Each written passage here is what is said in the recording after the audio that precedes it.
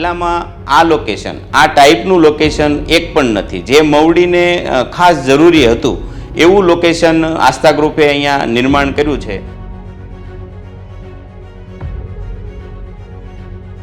જેમ કહું કે 10 વર્ષ પહેલાં અમે આસ્થા ગ્રુપમાં ઇન્વેસ્ટ કર્યું હતું અમારી પહેલી પહેલ સાથે, અને બીજું બી અમે એમને જ આપ્યું. તો એક ટ્રસ્ટ છે આસ્થા ગ્રુપનો કે એ લોકોએ અમારી સાથે મેન્ટેન કર્યું, અમને આટલા કોઓપરેટિવ થયા. પણ આમ કે લાલ કલરની ઈંટવાળું રજવાડી બિલ્ડિંગ એટલે બધાને ખબર હોય સહી, એટલે ઇમ્પોર્ટન્ટલી એલિવેશન એટલું એટ્રેક્ટિવ છે.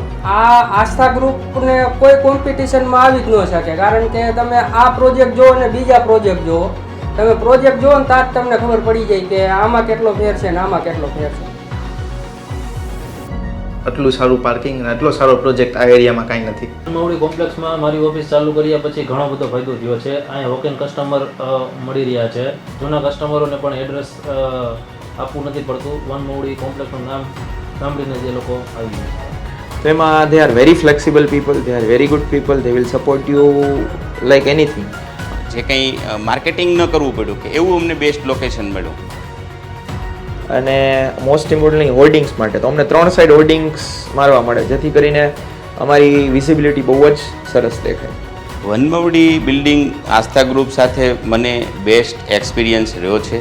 એક છે ટ્રસ્ટ વન મવડી સાથે કે આસ્થા ગ્રુપ સાથે અમારો લાંબા સમયનો ટ્રસ્ટ છે.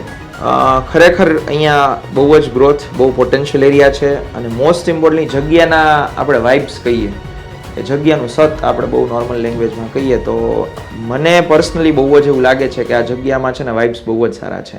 ટ્રસ્ટવર્ધી, રિલાયેબલ અને ડેફિનેટલી ભવિષ્યમાં આસ્થા ગ્રુપ સાથે કામ કરવું જોઈએ.